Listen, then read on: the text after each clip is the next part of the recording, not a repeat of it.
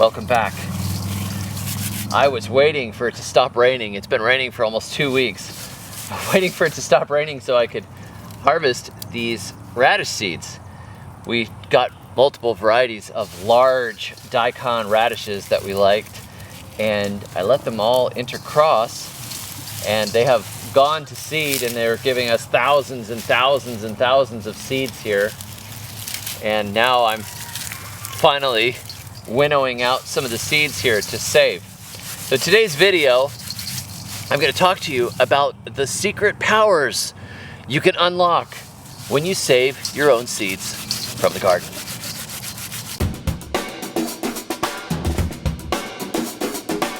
What you might expect to hear about seed saving is, you should save your own seeds because it's thrifty. You could save money, save your own seeds. Well, yeah, that's true, but I can get enough radish seeds to plant more radishes than I would ever want to eat for about $2. So thriftiness is not really the first reason for saving seeds. Maybe if you really, like to think that way and you really, really want to save money, yeah, you could get heirloom varieties and you could learn to save the seeds from them, and you could, have your own savings of $15, $16, $25 a year, something like that. That could be. And if you had rare varieties, it might make a lot of sense. There's some things that are very hard to get. Maybe you get some rare plant on Etsy and you save the seeds. That could happen. But there is something that you could save even more than money. It's not about thriftiness. It's about laziness. Laziness in a good way, as in you may not have to work as hard at your gardening if you save your own seeds. Now, how could this be the case? If I buy seeds for $2 or if I save seeds and I plant again the next year?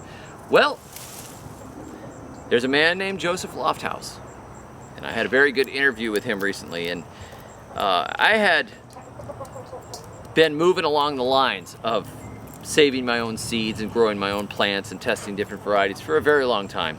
I was saving seeds for pumpkin varieties that I liked and crossing different seminal pumpkin lines together. And so I was kind of in this zone, but I was basically just trying to get a vigorous line of seminal pumpkins, and I hadn't really expanded to all of the other plants in my garden that I could do this with. But Joseph Lofthouse wrote this book called Landrace Gardening. Landrace gardening tells you plant a whole bunch of different varieties.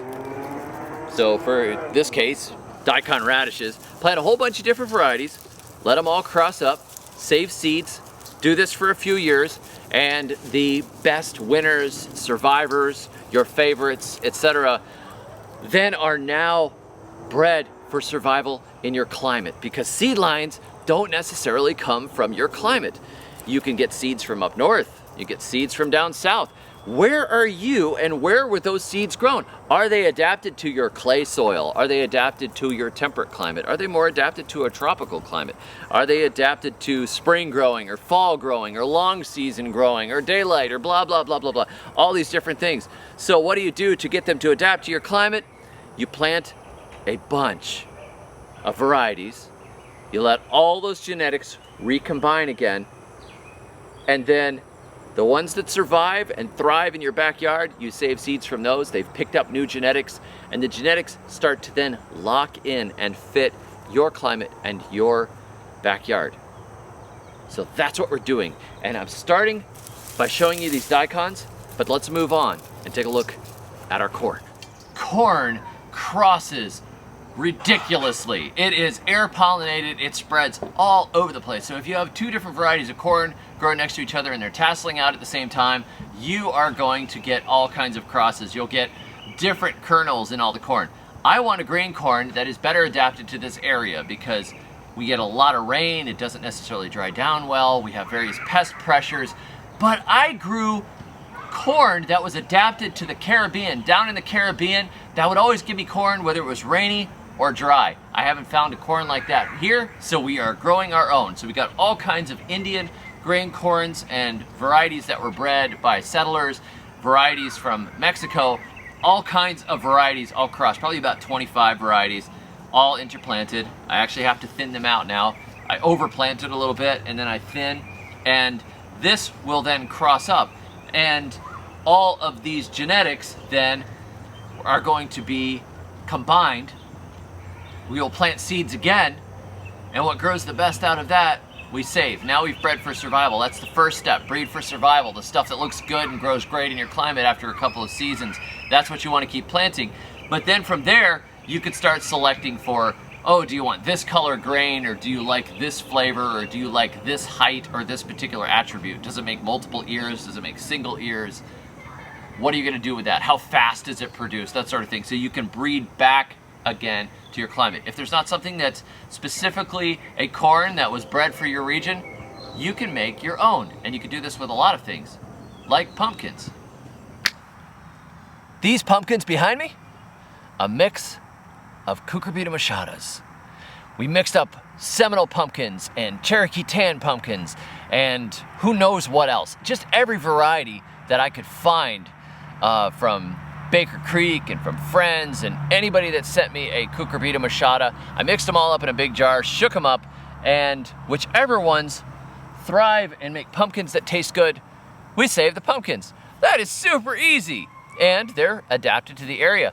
We've even had pumpkins that have come back in the compost year after year. When we did this with Seminole pumpkins, back before we lost that seed line, we had a seed line that ran for multiple years in north central Florida, and they just produced and they produced and they produced. And we would just throw some of the old pumpkins, the guts of the pumpkins and the rinds, into the compost, and they would regrow themselves every year and just cover the backyard.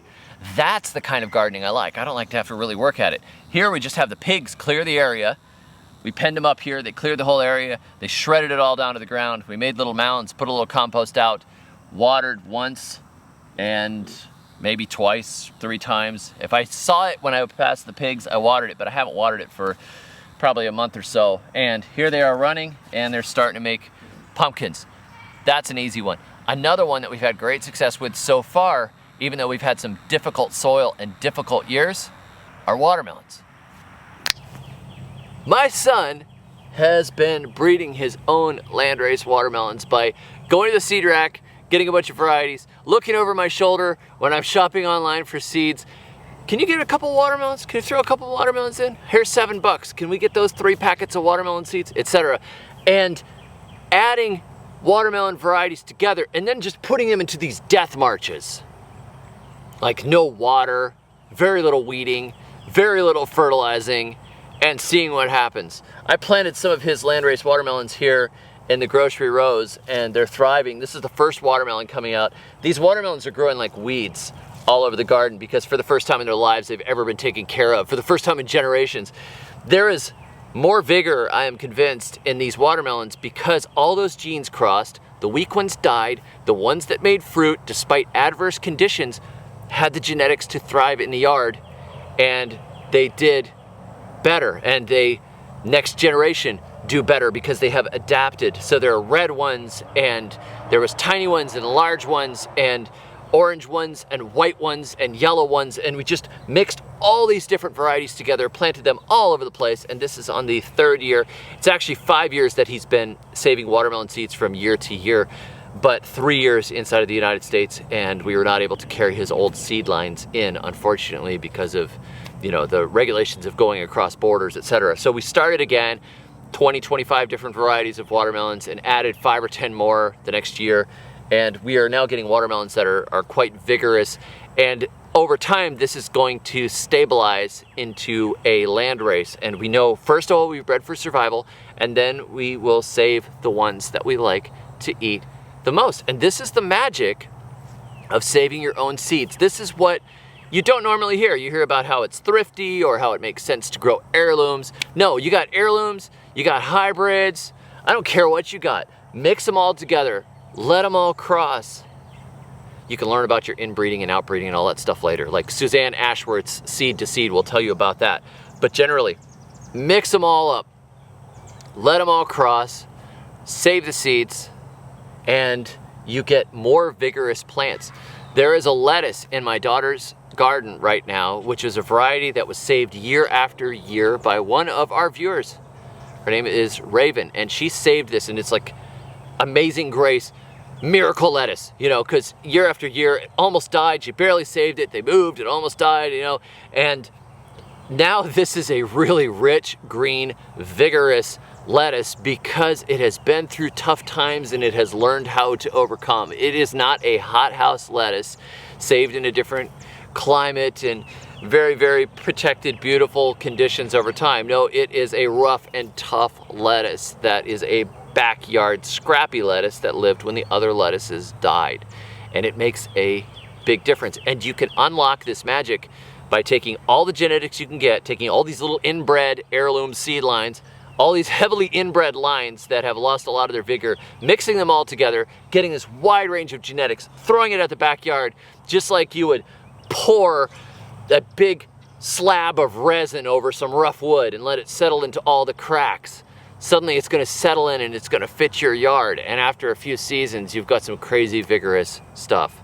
So that's why I am much more excited about seed saving than I have ever been, because we're starting to see the results of vigorous, interesting crosses. We're even saving our own potato seeds now, and we're going to be working with those next year in the spring when it's very early and cool and we can plant them. So that's what I want you to do. I want you to go out and try it and save your own seed lines for that sake. And yes, it's good to know how to save seeds and save a little money. And yes, if there was a horrible supply line collapse and everything else, you would want to know how to save your own seeds. But even better than that, you can save seeds that will grow plants that make your gardening easier because they are adapted to your own backyard. Keep that in your head. This is like groundbreaking, eye-opening, and this is the way we saved seeds for many thousands of years before the big companies took it over. And you can do that again. If you like something, plant the seeds. Whatever lives, save the seeds. Grow the seeds again. The seeds come to like you and your backyard, and you like them, and you have a beautiful relationship. And it works much better. And it's exciting to see what you're going to get. If you want to learn more about Joseph Lofthouse and his work, check out his book, Landrace Gardening. I will put a link below. It is a must read. It is a 5 green thumbs book, Landrace Gardening. If you want to learn more about my grocery row gardening system here, you can check out the little booklet on how we do our crazy, mixed up, beautiful gardens, and you can do it too. Thanks for joining me. Until next time, may your thumbs always be green. Discover the beauty and efficiency behind grocery row gardening. Create a backyard where fruits, herbs, vegetables, and flowers all grow together within proper spacing. In grocery row gardening, you'll find the tools and systems you need to keep your family fed.